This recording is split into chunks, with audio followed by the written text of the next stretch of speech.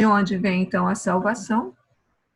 Já que o povo vive nessa situação de pecado, emaranhado, etc., só pode vir de Deus, né? Claro. Será que pode vir da conversão do povo? Vamos ver aqui. Já estamos chegando no final, mas eu preciso ainda de uns 10 minutinhos, tá? Será que o povo se converte no profeta Oséias? Temos esse texto aqui, que é muito bonito para nós hoje. Mas naquela época não era tão bonito, digamos assim. Porque o povo fala. Aliás, o profeta pensa que o povo vai falar isso. Vinde, voltemos ao Senhor. É conversão, né? Pois ele despedaçou, ele nos curará. Imagens, né? Deus está nos punindo. Antes ainda da Síria vir, mas a Síria já começava a dominar aos pouquinhos. Ele despedaçou, ele nos curará. Ele feriu, nos enfaixará a ferida.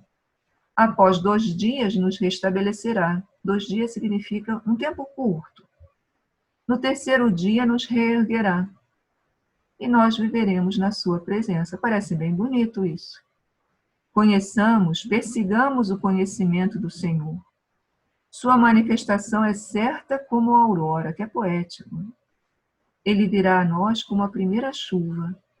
Como a chuva tardia, ele irriga a terra.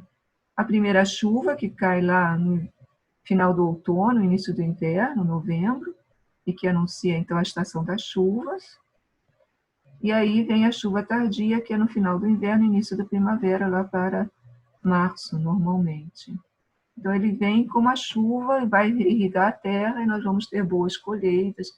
Ele vem, depois da nossa conversão, nos dar todos os bens. Parece uma coisa muito bonita. Porém, o versículo 4 mostra que Deus não gostou, não. Aqui está. Que te farei, Efraim? Efraim é o nome de Israel. Que te farei, Judá? E junta também o povo de Judá.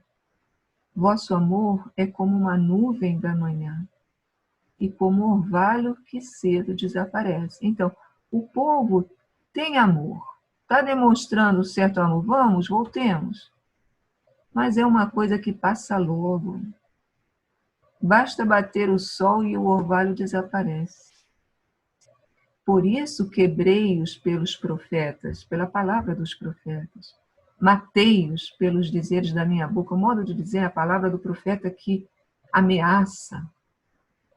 Mas o meu direito, uma luz, surgirá. Essa é a esperança de Deus. E aí Deus diz, o que Deus quer realmente? É amor que eu desejo e não sacrifício. Conhecimento de Deus mais que holocaustos. Então, o povo tem amor. Como é que Deus pode dizer? Pois é amor que eu desejo e não sacrifício. É porque esse amor aqui do povo é um amor que se manifesta só no culto, ou seja, só exteriormente. Faço o culto e aí parece que está tudo bem. E aí Deus diz, não, eu quero um amor verdadeiro. Que amor verdadeiro é esse? É aquele em que há conhecimento de Deus, em que há comunhão com Deus. Isso vale mais do que holocaustos. Não está negando os holocaustos, mas está dizendo, não adianta nada fazer holocausto, sacrifício, se você não tem comunhão com Deus. Portanto, aquelas palavras do povo lá de conversão não são boas, não. Por que não são boas? Porque eles não dizem em nenhum momento, nós pecamos, não batem no peito. Eles colocam tudo nas costas de Deus, digamos assim, falando de uma maneira muito irreverente até. Vejam só, voltemos ao Senhor. Ele despedaçou, ele curará. Ele feriu, ele enfaixará a ferida. Ou seja, Deus vai fazer. Não se diz, voltemos ao Senhor porque nós somos pecadores, nós nos arrependemos, nós queremos mudar de vida. Não. É Deus que vai resolver a nossa situação. Após 2 dias nos restabelecerá, no 3º dia nos reerguerá. Mesma coisa. E olha aqui, conheçamos, Vamos atrás, persigamos, do conhecimento de Deus, né? Da comunhão com Deus. Mas olha só que ideia que eles têm de Deus. Sua manifestação é certa como a aurora. A aurora é certa. Todo dia a gente sabe que vai ter uma aurora. No dia seguinte. Então Deus vai vir, é certo, garantido. Eles estão instrumentalizando Deus. E pior ainda, como é que Deus vai vir? Como chuva. Seja a chuva primeira, seja a chuva do fim do inverno, que molha a terra para a gente ter colheita. Quem é que dava a chuva na religião cananeia? Era Baal. Então eles estão juntando a imagem de Deus com a imagem de Baal. Baal é o deus da chuva. Ele sim vem sempre na mesma época, porque é um deus das estações naquela mitologia. Então tem a estação das chuvas, aparece a chuva. Tem a estação da seca, desaparece o Baal. Então eles estão, no fundo, pensando em Deus, mas com as categorias de Baal. Por isso Deus diz, não é isso não. Não interessa essa conversão. Portanto, conversão do povo? Não. O livro não mostra nenhuma conversão do povo. Ou seja, salvação só pode vir de Deus. E é o que vem aqui no capítulo 11. Depois que Deus falou do Egito, eu chamei o meu filho. Quanto mais eu chamava, mais ele se afastava. Aí Deus diz, esse povo merece a punição. Isso está nos versículos 5, 6 e 7. Aí no versículo 8, quando Deus já ameaçou a punição, Deus fala consigo mesmo. Como entregar-te-ei, Efraim? Como é que eu posso entregar Efraim assim a destruição que ele merece? Como eu posso abandonar Israel? Não está falando para Israel, não. Está falando para si mesmo. Como entregar-te-ei como Adma? Tornar-te-ei como Seboíma. Adma e Seboim são duas cidades que estão ali próximas de Sodoma e Gomorra.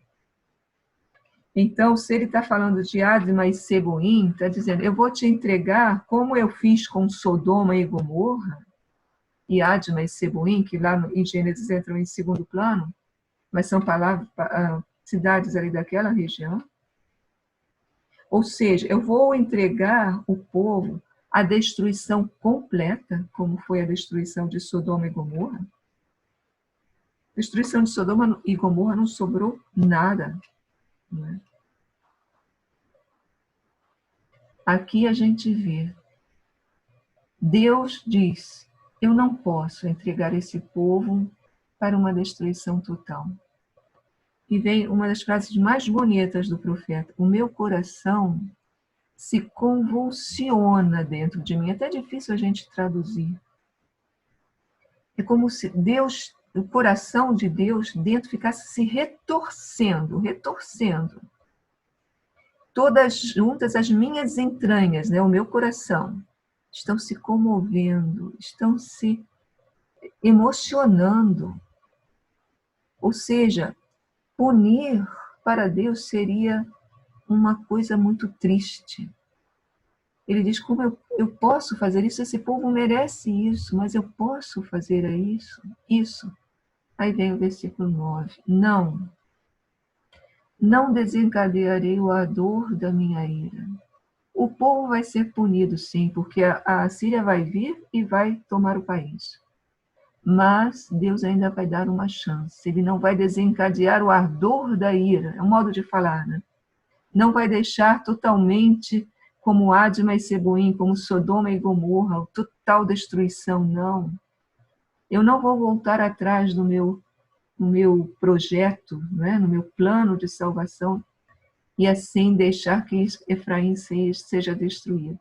Por quê?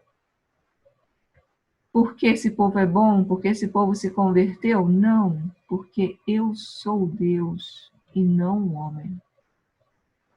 Se eu fosse um homem, eu aplicaria a lei de Talião. Fez isso? Recebe isso. Eu sou Deus. Eu não ajo como vocês. Aqui está a ideia da fidelidade de Deus a si mesmo.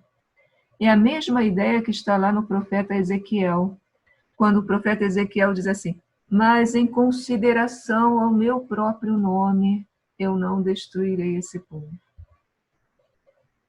Não é por causa do povo, é por causa de Deus. Eu sou Deus, não um homem. Eu sou o santo no meio de ti. O único texto, dizem os autores, na Bíblia inteira do Antigo Testamento, em que a santidade de Deus está sendo afirmada para não punir o povo, mas para ter misericórdia do povo. Vamos lembrar de Isaías, que nós já estudamos. Quando Isaías tem aquela visão do templo, os serafins falando santo, santo, santo, o que Isaías diz? Ai de mim, eu estou perdido, porque eu vi o santo. A santidade de Deus incute temor no ser humano, porque o ser humano se reconhece pecador. Então, pelo seu pecado, ele se sabe indigno. Então, a santidade é usada no Antigo Testamento, muitas vezes nesse contexto. Aqui, não. Eu sou santo, então por isso eu não vou punir. Por isso, eu vou dar ainda uma chance para vocês.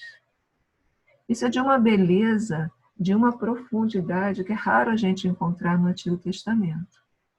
Ou seja, salvação só a partir de Deus mesmo, que dá ainda uma chance. E aí vem, agora eu vou pedir ainda mais um tempinho para vocês, porque eu gostaria, né, de trabalhar um outro texto, que é esse aqui, para nós percebermos ainda melhor a beleza da mensagem do profeta. Vocês se lembram, quando a gente leu lá no início da aula, o capítulo 2, eu vou cercar o caminho dela para ela não procurar os amantes. Não adiantou. Eu vou procurar tirar os bens dela para ver se ela se dá conta de que eu aqui sou o dono dos bens. Mas também não adianta, ela se esquece de Deus. De mim se esquecia. Isso foi até o versículo 15. Agora, no versículo 16, vem um terceiro por isso. Por isso, eu vou fazer o quê? Porque ela não está me ouvindo, eu vou fazer o quê? Eu vou seduzi-la. Palavra forte. Conduzi-la ao deserto, falar-lhe ao coração. Seduzir aqui é o verbo que é usado até no sentido de seduzir uma jovem para o pecado. Claro que aqui não é para o pecado, é para a salvação. Mas Deus vai conduzir ao deserto, ou seja, o que é o deserto?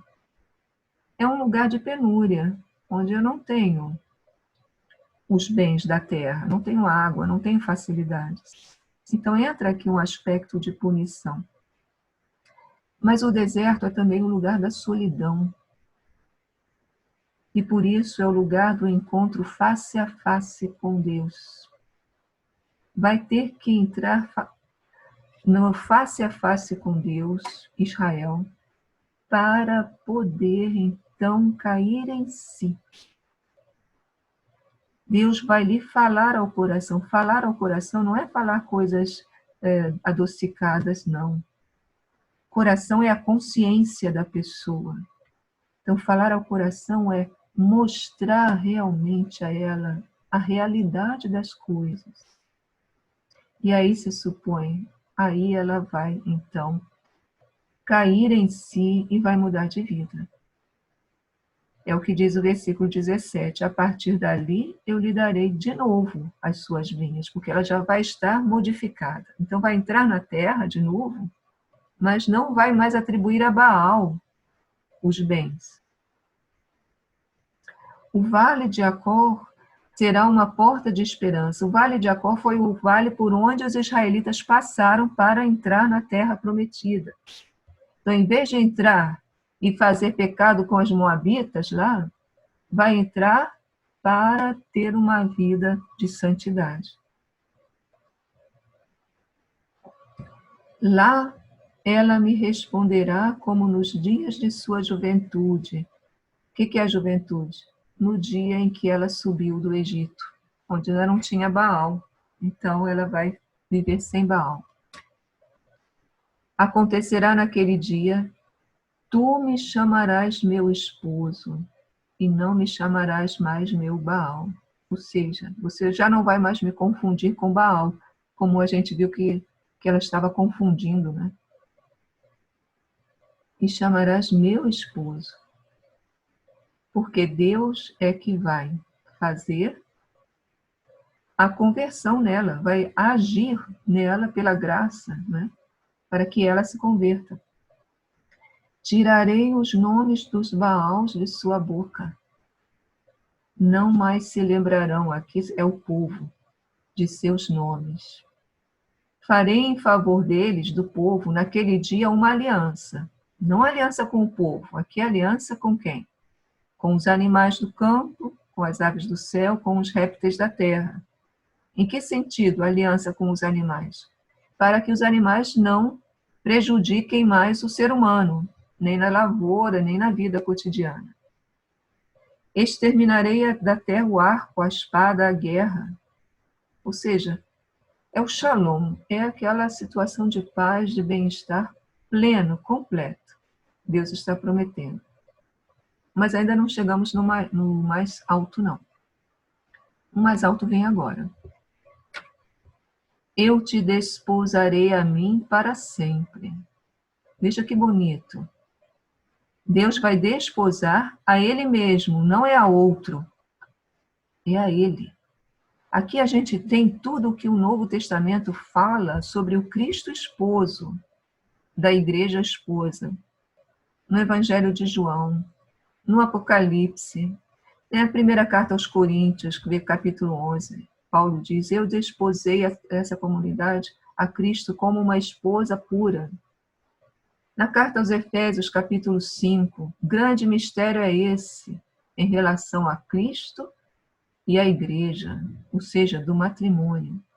Eu te desposarei a mim para sempre, ou seja, não haverá mais possibilidade dela pecar. Eu te desposarei a mim na justiça e no direito, no amor e na misericórdia. Eu te desposarei a mim na fidelidade. 3 vezes. 1, 2, 3. É como um juramento. E esses na, no, na, no hebraico significa o dom que o esposo traz para o casamento. O rapaz trazia um presente para a jovem, sua jovem esposa. E aqui Deus traz 5 presentes para a esposa: a justiça e o direito, ou seja, ela vai cumprir a Torá completamente. O amor e a misericórdia. O amor que é gratuito, que dá. E a misericórdia, no sentido de comunhão, de ter também amor para aqueles que são mais fragilizados. É um amor grande e um amor misericordioso que Deus traz para a esposa e que dá como dom a ela. E o último dom é a fidelidade, porque se ela tivesse tudo isso, mas não fosse fiel, então um dia tem, mas depois não tem mais. Então vem o último dom para dizer, na fidelidade. E aí vem a frase máxima. E tu conhecerás o Senhor. Por que essa frase é máxima? Porque usa a palavra conhecer, que é ter comunhão profunda. E, ao mesmo tempo, usa uma imagem fortíssima. Porque conhecer aqui, olha, no sentido de um esponsalício, de um matrimônio, é a união matrimonial. é a isso que Deus chama Israel, a uma união matrimonial, claro, simbólica, que é a união mais íntima que pode haver entre duas pessoas. É belíssimo. E aqui ele usa ainda um termo, desposar, em hebraico, não é o verbo normalmente que se usa para casar, não. Para casar se usa outro verbo. Esse verbo aqui só é usado quando se trata de um matrimônio que é o primeiro matrimônio, de uma moça virgem. É o verbo arás. Isso significa que essa esposa que foi chamada de adúltera, de prostituta, etc., quando Deus renova totalmente. É como se fosse uma virgem pura, como diz São Paulo, né? É o que aparece aqui pelo uso desse verbo. E aí, como consequência disso, né, tu conhecerás o Senhor, e aí vem onde havia problemas, olha, o filho que era de Israel, a menina que se chamava Deus não tem misericórdia mais, o povo que se chamava tu não és meu povo, ele vai ser chamado tu és meu povo. Deus terá misericórdia daquela de quem ele disse que não teria misericórdia. De Israel, que era uma terra de sangue, vai agora ser uma terra de agricultura boa, né? Trigo, mosto, óleo. E chega aqui no ponto alto, no que se refere ao povo. Deus vai fazer tudo isso, e aí o povo vai responder o que a Deus? Eu direi a não meu povo, tu és meu povo, e ele dirá, meu Deus. E aí se complementou a união matrimonial. Então, nós assim concluímos o nosso estudo do profeta Oséias. Poderíamos ir muito mais além, porém, tentei apresentar para vocês aquilo que seria o mais importante do livro, né?